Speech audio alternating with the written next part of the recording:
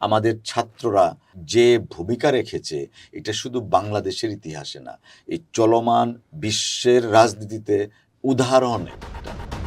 বিশ্বের যে সমস্ত দেশে ফ্যাসিস্ট রেজিম আছে সেই সমস্ত দেশে বাংলাদেশকে উদাহরণ দেওয়া হয়। গণতন্ত্র হত্যার পিছনে শেখ হাসিনা রাজনৈতিকভাবে দায়ী, আমাদের সংবিধানে আছে। আমরা কিন্তু কেউ বাঙালি না, বাংলাদেশি। বিএনপির যারা করেন তারা কেউ তো আর মঙ্গল গ্রহ থেকে আসে, ওনার আশাটা নিশ্চয়ই উনি সময় মতো সিদ্ধান্ত নেবেন কখন আসা যায় এই দেশে, এবং সময় মতোই সেই প্রয়োজনীয় পদক্ষেপটা তিনি নেবেন। সুপ্রিয় দর্শক, মানবজমিন স্টুডিও থেকে আপনাদের স্বাগত জানাচ্ছি। আমি সাজিদুল হক। আজ আমাদের সঙ্গে অতিথি হিসেবে রয়েছেন সুপ্রিম কোর্টের আইনজীবী ব্যারিস্টার কায়সার কামাল। কায়সার ভাই, আপনাকে স্বাগত জানাচ্ছি। কায়সার ভাইয়ের বেশ কিছু পরিচয়।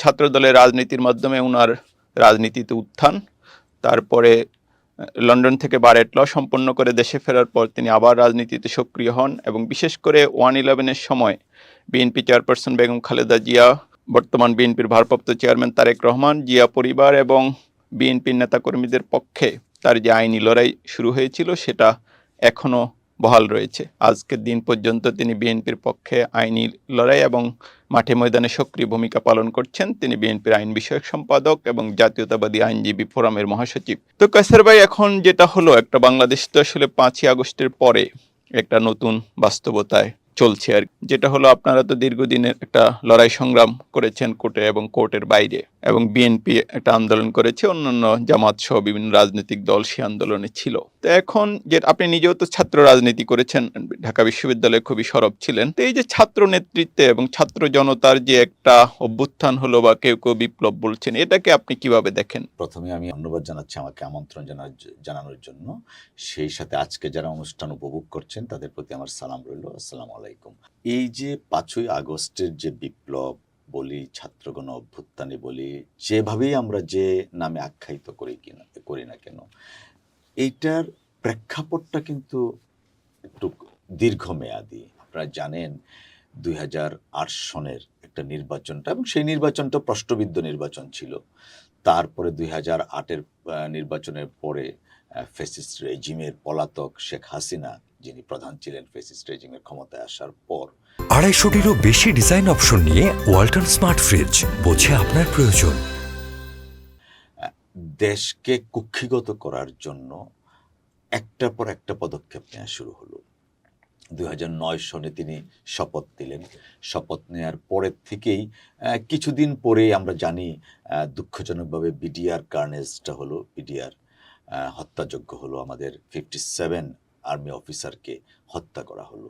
So that is bin started since long.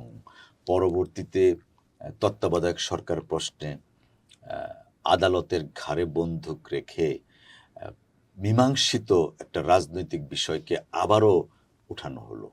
তো এইটা কিন্তু সবকিছু করা হয়েছিল কিন্তু পারপাসলি, অর্থাৎ শেখ হাসিনার ক্ষমতাকে দীর্ঘস্থায়ী করার জন্য, প্রলম্বিত করার জন্য খুব অত্যন্ত পরিকল্পিতভাবে স্টেপসগুলো নেওয়া হচ্ছিল। তো এই তত্ত্বাবধায়ক সরকার ব্যবস্থা বিলোপ হওয়ার পরে তখন তো হয়ে গেল যে তার দলেই সব কিছু। 2014 নির্বাচনটা কিভাবে হয়েছে আমরা সকলেই জানি, এবং দেশি এবং বিদেশি তার সমর্থনপুষ্ট লোকজনের সমর্থনে একতরফা নির্বাচন করে নিল একটা, এবং তখন বলা হলো যে এটা নিয়ম রক্ষার নির্বাচন। আমি কিছুদিন পরেই তার ভাষায় আবার নির্বাচন দেব, আমরা কিন্তু পেলাম না। এবং এর মধ্যে বাংলাদেশে আবারও সেই 71 থেকে 72 থেকে 75 পর্যন্ত সিরাজ শিকদারকে গুম করে হত্যা করা হয়েছিল, ক্রসফায়ার করা হয়েছিল। সেই গুমের রাজনীতি, গুমের সংস্কৃতি আবার চালু হলো, ক্রসফায়ারের সংস্কৃতি আবার চালু হলো। এর মধ্যে আবার 2014 নির্বাচন।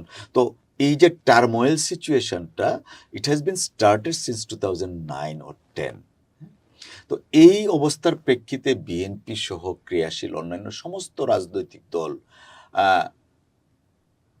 রাস্তাঘাটে, মানে যেভাবে একটা গণতান্ত্রিক পদ্ধতিতে আন্দোলন করা দরকার সেই আন্দোলনগুলো চালিয়ে যাচ্ছিল, এবং সরকার তৎকালীন সময়ের ফ্যাসিস্ট রেজিম ইচ্ছাকৃতভাবে সেই আন্দোলনকে স্যাবোটাইজ করার জন্য কিন্তু অনেক পদক্ষেপও নিয়েছিল। যেমন দেখা গেল যে বিএনপির মিছিল হচ্ছে, পাশে একটা বাসে কেউ নাই, পুলিশ গিয়ে আগুন ধরিয়ে দিল, এরকম অভিযোগ আছে। তো সমস্ত কিছুর প্রেক্ষাপটে দেশটা ছিল হইল একটা পরিবারও আমি বলবো, পরিবার এবং একটা ব্যক্তির আন্ডারে, এবং পার্লামেন্ট, তথাকথিত পার্লামেন্ট বিকেম হার মাস্টার ভয়েস। জুডিশিয়ারি ডিক্টেটেড জুডিশিয়ারি ছিল। আমাদের যে সাংবিধানিক প্রতিষ্ঠানগুলো আছে, কোনো একটা সাংবিধানিক প্রতিষ্ঠান ফাংশন করতো না উইদাউট শেখ হাসিনাস ডাইরেক্টিভ। আওয়ামী লীগ, শেখ হাসিনা, আপনি জুডিশিয়ারি থেকে শুরু করে এক্সিকিউটিভ বলেন, দুর্নীতি দমন কমিশনকে মানুষ আখ্যা দিয়েছিল বিএনপি দমন কমিশন বা বিরোধী দল দমন কমিশন। আমাদের আজকের যিনি মাননীয় প্রধান উপদেষ্টা, তাকেও নাজেহাল করা হয়েছিল এই শেখ হাসিনার রেজিমের বিভিন্ন টুলসের মাধ্যমে। তারপর দেশনেত্রী বেগম খালেদা জিয়ার কথা বলেন, আপনারা জানেন যে ওনাকে কনভিকশন দেওয়া হয়েছিল, জনাব তারেক রহমান সাহেবকে কনভিকশন দেওয়া হয়েছিল। তো মানে টোটাল অবস্থাটাই এমন ছিল যে শেখ হাসিনার রেজিমের বিপক্ষে যিনি কথা বলেন, স্টার্ট ফ্রম পলিটিশিয়ান, শিক্ষক, বুদ্ধিজীবী, সাংবাদিক, তাকেই নাজেহাল করা হয়েছে বিভিন্ন টুলসের মাধ্যমে। তো এইটার চূড়ান্ত পরিণতি হলো 5ই আগস্ট। অফকোর্স আমাদের ছাত্ররা যে ভূমিকা রেখেছে, এটা শুধু বাংলাদেশের ইতিহাসে না, এই চলমান বিশ্বের রাজনীতিতে উদাহরণ একটা। ফেসিস্ট রেজিমের বিরুদ্ধে, অটোক্রেটিক গভর্নমেন্টের বিরুদ্ধে বাংলাদেশ বিকেম নাও রোল মডেল। আপনি যদি আজকে বিশ্বে যে সমস্ত দেশে ফেসিস্ট রেজিম আছে, সেই সমস্ত দেশে বাংলাদেশকে উদাহরণ দেওয়া হয় যে বাংলাদেশের ছাত্র জনতা, পার্টিকুলারলি স্টুডেন্টরা নেতৃত্ব দিয়ে একটা রেজিমকে পদত্যাগে বাধ্য করেছে এবং সেই রেজিমের প্রধান পালাতে বাধ্য হয়েছে দেশ ছেড়ে। তো এই যে এই প্রেক্ষাপটের পিছনের গল্পটা আমি বললাম। অফকোর্স আমাদের আবু সাইদ, মুগ্ধ, এরকম হাজারো জানা নাম জানা না জানা তরুণদের রক্তস্নাত বিপ্লবের মাধ্যমেই আজকের এই দ্বিতীয় স্বাধীনতা অর্জিত হয়েছে। আপনি যেটা বলছিলেন যে খায়রুল হক সাহেবের কথা, যে ত্রয়োদশ সংশোধনী মামলার রায়ের যিনি প্রধান বিচারপতি ছিলেন, দুটো বিষয় দেখা যায়। আমরা যেটা স্মরণ করতে পারি, ওই মামলাটা আমরা কভার করেছিলাম সাংবাদিক হিসেবে। তখন টিএস খান সহ প্রবীণ আইনজীবীরা বারবার সতর্ক করছিলেন যে এই ব্যবস্থাটা যদি বাতিল হয়ে যায় তাহলে বাংলাদেশ এক ধরনের গৃহযুদ্ধ পরিস্থিতির দিকে যাবে। এবং আমরা দেখলাম যে এক ধরনের প্রতারণা রাষ্ট্রও নেওয়া হলো এই রায়ের। কারণ শুরুতে কোর্টে বলা হলো যে এটা 2 মেয়াদে থাকতে পারে যদি সংসদ মনে করে, কিন্তু পরে যখন পুরো জাজমেন্ট বের হলো সেটা আর রাখা হলো না।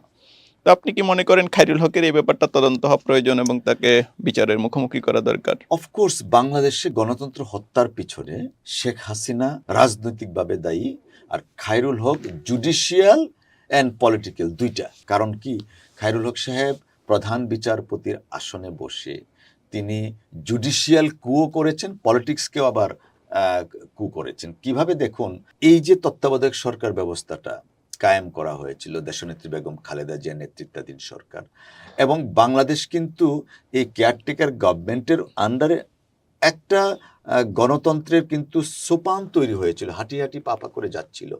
এবং আমরা দেখলাম কেয়ারটেকার গভর্নমেন্টের আন্ডারে নির্বাচন গ্রহণযোগ্য কম বেশি হয়েছে। হ্যাঁ, বিতর্ক থাকে, কিন্তু তারপরেও সংখ্যাগরিষ্ঠ মানুষের কাছে, পার্টিকুলারলি আমাদের ডেভেলপমেন্ট পার্টনার যারা আছে আন্তর্জাতিক বিশ্বেও, সেটা কিন্তু গ্রহণযোগ্য ছিল।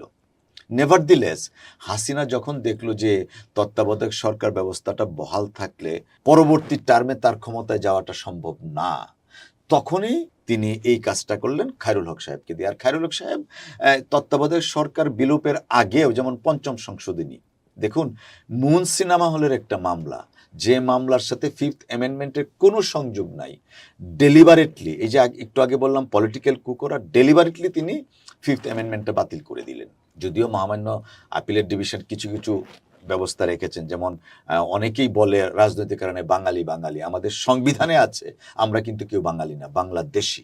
যাই হোক, এই খায়রুল হক সাহেব একটা শর্ট জাজমেন্ট দিলেন, যেখানে 8 জন অ্যামিকাস কিউরি নিয়োগ করা হয়েছিল তৎকালীন জাস্টিস টিএইচ খান, মরহুম টিএইচ খান, মরহুম ব্যারিস্টার রফিকুল হক সহ 8 জন অ্যামিকাস কিউরির মধ্যে 7 জন সম্মিলিতভাবে বললেন যে তত্ত্বাবধায়ক সরকার ব্যবস্থাটা বাংলাদেশের প্রেক্ষাপটে রাখা উচিত। একমাত্র আজমালুল হক কিউসি সাহেব তত্ত্বাবধায়ক সরকার ব্যবস্থা বিলোপের পক্ষে ছিলেন। হাওয়েভার শর্ট জাজমেন্ট দিলেন, বললেন 2 মেয়াদে হতে পারে, থাকতে পারে, but it will be decided by the parliament. 16 মাস পরে অবসরে যাওয়ার পরে বেমালুম সব ভুলে গিয়ে শেখ হাসিনা যেভাবে প্রেসক্রিপশন দিয়েছে ঠিক সেভাবে রায় দিয়েছে। এই যে জুডিশিয়াল কু এবং ডেমোক্রেসিকে গলা টিপে হত্যা করা, ডেলিভারেটলি ইচ্ছাকৃত করা, এইটাও তো একটা অপরাধ। আমরা যদি একটা মানুষ খুন করা যদি অপরাধ হয়, তার চেয়ে ভয়াবহ অপরাধ হচ্ছে দেশের রাষ্ট্র কাঠামোর পরিবর্তন করাটা পরিবর্তন করেছেন উনি এই জুডিশিয়াল কুর মাধ্যমে, সেটাও তার জন্য একটা অপরাধ। এবং সেই অপরাধের জন্য দৃষ্টান্তমূলক শাস্তি হওয়া উচিত, যেন ভবিষ্যতে আমাদের বিচার বিভাগ আর কোনো খায়রুল হককে না পায় বা না দেখে। যেটা একটু যদি সংক্ষেপে বলেন, ডক্টর ইউনূসের সরকার তো 2 মাস হলো এবং সরকার এক ধরনের সংস্কারের কথা বলছে, আবার অনেকে বলছে যে বিএনপির মধ্যে এক ধরনের অস্থিরতা বা এক ধরনের পরিস্থিতিটা আসলে তারা হয়তো কিভাবে অনুধাবন করছে। আপনি কিভাবে দেখেন এই সরকারের কার্যক্রম এবং বিএনপির অবস্থান? 15 বছরের একটা ফেসিস্ট রেজিমের পরে একটা ভঙ্গুর দেশ, ভঙ্গুর সব প্রাতিষ্ঠানিকভাবে আর্থ সামাজিক রাজনৈতিক কৃষ্টি কালচার সংস্কৃতি, একটা ভঙ্গুর দেশ। সেই ভঙ্গুর দেশের দায়িত্ব নিয়েছেন বা দেয়া হয়েছে, আসলে উনি নেননি, দেয়া হয়েছে। এবং দেয়াটা হয়েছিল যে ডক্টর ইউনূস সাহেবকে আপনার প্রত্যেকটা পলিটিক্যাল পার্টির কনসেনসাসের ভিত্তিতে রাজনৈতিকভাবে সিদ্ধ ওনাকে দায়িত্ব দেওয়া হয়েছে। মাত্র হলো 2 মাস। এই ভঙ্গুর দেশের মধ্যে আমরা দেখলাম অ্যাডমিনিস্ট্রেটিভ এনার্কি, পুলিশের মধ্যে এনার্কি, তারপরে আপনার কি জানি আনসার ভিডিপি, তাদের মধ্যে মানে সর্বত্রই এই ফেসিস্ট রেজিমের যারা প্রেতাত্মা আছেন তাদের সমর্থন পুষ্ট যে সমস্ত কোয়ার্টারগুলো আছে প্রত্যেকটাই কিন্তু অসহযোগিতা করছে, প্রকারান্তরে কোনো কোনো ক্ষেত্রে প্রকাশ্যে বিরোধিতা করছে। দেখেছেন আপনারা একটা এক্সিকিউটিভ ম্যাজিস্ট্রেটের উদাহরণ পত্রপত্রিকায় এসছে। সো এই যে জিনিসগুলো হচ্ছে, এটা কিন্তু আমাদের বর্তমান প্রেক্ষাপটটা গত 15 বছরের ফেসিস্ট রেজিমের 2 মাস সেটার কাইন্ড অফ ধারাবাহিকতা। কারণ ফেসিস্ট রেজিমের প্রধান শেখ হাসিনা পালিয়ে গিয়েছে, কিন্তু তার সৃষ্ট মানুষগুলা তো এখনো প্রত্যেকটা জায়গায় আছে। অতএব ওভারনাইট আপনি 15 বছরের জঞ্জাল ওভারনাইট পরিবর্তন করবেন, দ্যাট ইজ ইম্পসিবল। তারপরেও আমরা আশাবাদী, দেশের মানুষ আশাবাদী। ডক্টর ইউনূস সাহেব জাতীয় এবং আন্তর্জাতিকভাবে অত্যন্ত খ্যাতিমান ব্যক্তিত্ব, গ্রহণযোগ্য ব্যক্তিত্ব। অফকোর্স উনি আমাদের বাংলাদেশকে এগিয়ে নিয়ে যাবেন। আর বিএনপির বিষয় যেটা বলেছেন, এটা আসলে কি কার্যত বিএনপি তো গত 15 বছর ফ্যাসিস্ট রেজিমের বিরুদ্ধে আন্দোলন করতে গিয়ে অনেকভাবে ক্ষতিগ্রস্ত হয়েছে, অন্যান্য রাজনৈতিক দলও ক্ষতিগ্রস্ত হয়েছে। এখন যেহেতু সবচেয়ে গ্রহণযোগ্য এবং সর্ববৃহৎ রাজনৈতিক দল, যে কারণে এই দল নিয়ে বিভিন্ন প্রপাগান্ডা থাকবে, এটাই স্বাভাবিক। সেই প্রপাগান্ডাটা শেখ হাসিনার প্রেতাত্মারাও করে থাকেন, অনেকেই করে থাকেন। বাট আমাদের দলের ভারপ্রাপ্ত চেয়ারম্যান মহোদয় জনাব তারেক রহমান সাহেব সুস্পষ্টভাবে বলেছেন যে এই সরকারকে তার সংস্কারটাকে কন্টিনিউ করার জন্য যৌক্তিক সময় দেয়া হয়। যৌক্তিক সময়টা কেমন হতে পারে? দেখুন, যৌক্তিক শব্দটার ইংলিশ ওয়ার্ড হচ্ছে রিজনেবল। তো রিজনেবলনেসের আমরা যদি ইন্টারপ্রিটেশন করি, ব্যাখ্যা করি বা অর্থটা খুঁজি, তাইলে হবে in the eye of the ordinary people of the society. তারা কি মনে করেন? যৌক্তিক রিজনেবলনেসটা 2 ধরনের, সাবজেক্টিভ, অবজেক্টিভ। আমার কাছে কোনটা রিজনেবল, আমার কাছে এটা হচ্ছে সাবজেক্টিভ। আর in the eye of the society or ordinary people of the society, তাদের কাছে কোনটা গ্রহণযোগ্য, সেটাই হচ্ছে রিজনেবলনেস। তো বিএনপি যেটা দিয়েছে যে দেশের মানুষের কাছে যেটা রিজনেবলনেস মনে হবে, নট বিএনপি বা আমি বা আপনি, এই রিজনেবলকে বলিয়েছে। যেমন আরেকটা ব্যাপার যে আপনাদের মহাসচিব মাঝে মাঝে যেটা বলছেন যে সংস্কার বা পরিবর্তনটা করবে নির্বাচিত সরকার। এখন একটা ব্যাপার হচ্ছে, এটা আমি ঠিক মনে পড়ছে না, এটা যত সময় ল্যাটিন প্রবাদ যে জনগণের ইচ্ছাই হচ্ছে সর্বোচ্চ আইন এবং বিভিন্ন জাজমেন্টে এটা কোড হয়। এই যে ইউনূস সরকারটা গঠিত হলো, শেখ হাসিনা বা আওয়ামী লীগের খুব যারা কোর হার্ট সাপোর্টার বা যারা কট্টর, এরা ছাড়া তো আমার মনে হয় সব ধরনের জনগোষ্ঠী এই সরকারের প্রতি সমর্থন জানিয়েছে। নিশ্চয়ই। আমি যতটুকু আপনার কোয়েশ্চেনে বুঝতে পেরেছি, আমাদের পার্টির মহাসচিব সাহেব যেটা বলেছেন যে হ্যাঁ, সংস্কার তো একটা চলমান প্রক্রিয়া। It's not static. 2 বছর আগে যেটা নিডস ছিল না, এখন সেটা নিডসটা এসেছে। তো সংস্কারটা চলমান প্রক্রিয়া। অফকোর্স যে 6টা কমিশন করা হয়েছে, ওনারা তথ্যপত্র নিয়ে, বিভিন্ন এক্সপার্টদের ওপিনিয়ন নিয়ে সংস্কার প্রস্তাবনা দাঁড় করাবেন। বাট সংস্কার প্রস্তাবনাটাকে ভ্যালিডেটেড করার জন্য তো আপনার যথাযথ একটা সিস্টেম আছে, নির্বাচিত সংসদ লাগবে, নির্বাচিত সংসদ লাগবে, যথাযথ একটা সিস্টেম আছে, কাঠামো আছে। আমার মনে হয় বিএনপির মহাসচিব সাহেব সেই কাঠামোর কথাই বুঝিয়েছেন। সংস্কার প্রস্তাবনা আসবে, আর এটা একটা চলমান প্রক্রিয়া। হ্যাঁ, যেমন ধরেন বাংলাদেশের নিডসটাকে উপলব্ধি করে বিএনপি ফেসিস্ট রেজিম থাকা অবস্থায় কিন্তু রাষ্ট্র মেরামতের 31 দফা কর্মসূচি ঘোষণা করেছে। বিএনপি ভারপ্রাপ্ত চেয়ারম্যান জনাব তারেক রহমান সাহেব 2023 সনের 13ই জুলাই 31টা দফা ঘোষণা করেছেন।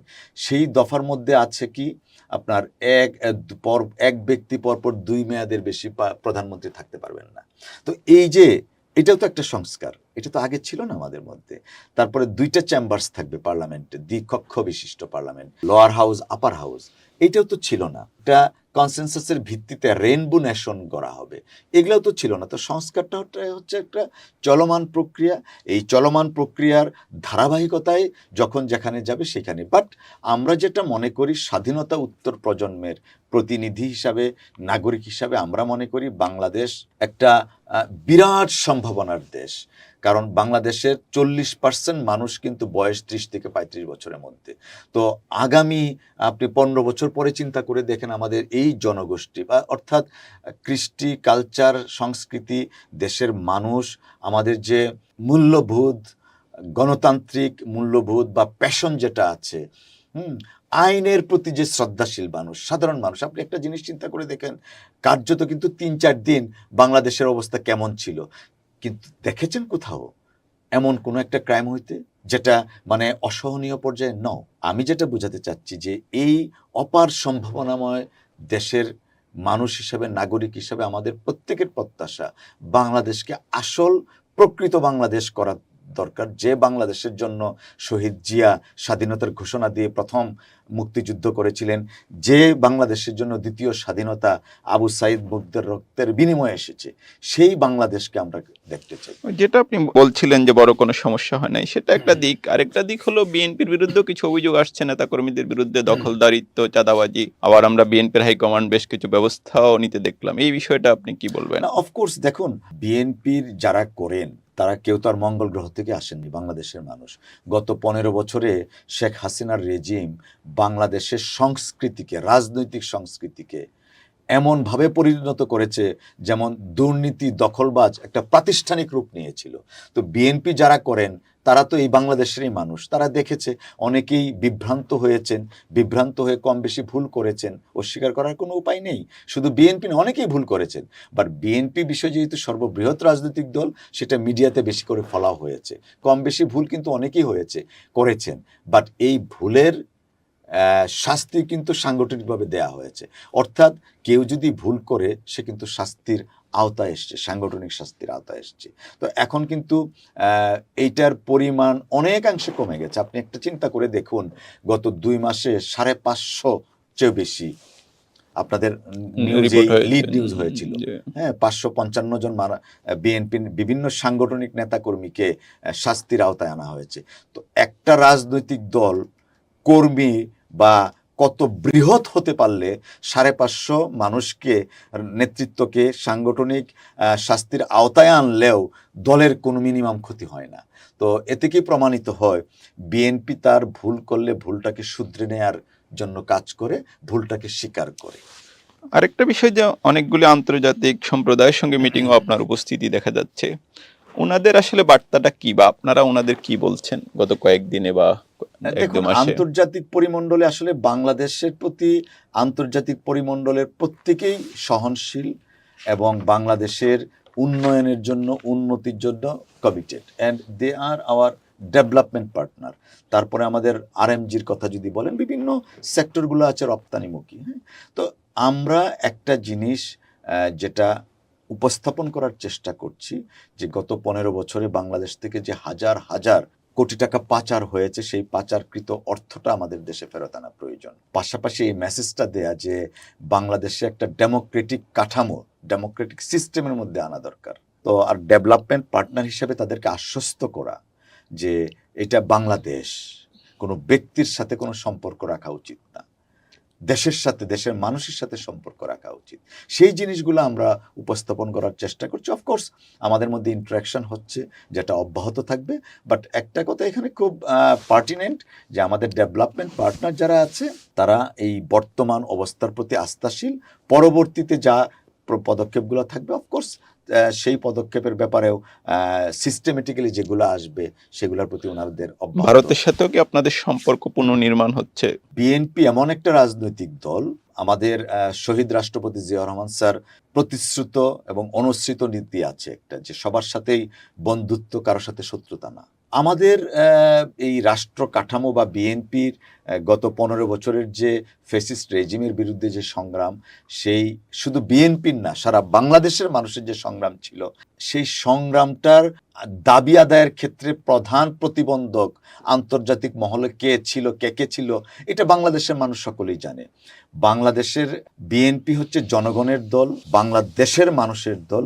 বাংলাদেশের মানুষ যে চেতনাকে ধারণ করে, বিএনপি সেই চেতনাকে ধারণ করে।